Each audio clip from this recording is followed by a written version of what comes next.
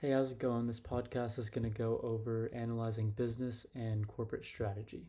Business strategy or business level strategy refers to the approach a firm or business unit takes to competing in its industry to attract customers, create and capture value, and achieve competitive advantage.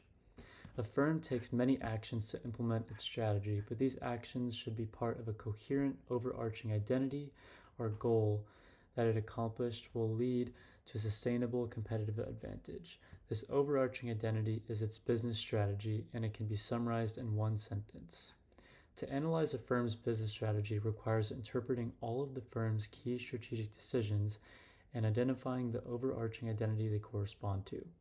Michael Porter analyzed dozens of firms across dozens of industries and distilled business strategy into three generic strategies: differentiation, creating a unique identity or value based on a characteristic other than the price that consumers are willing to pay more for or purchase more often; cost leadership, achieving lower costs than competitors and passing some of those savings onto the customers through lower prices than competitors can charge; and focus, concentrating on a subset of customers or products/services and then pursuing differentiation or cost leadership within that subset.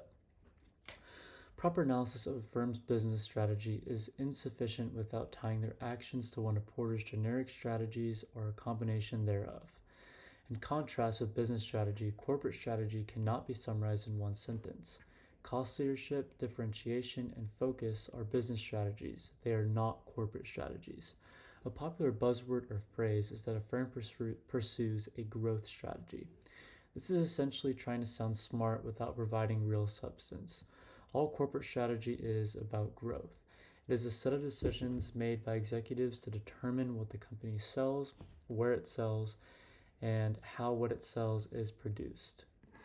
To analyze a firm's corporate strategy, three facets of their approach must be described.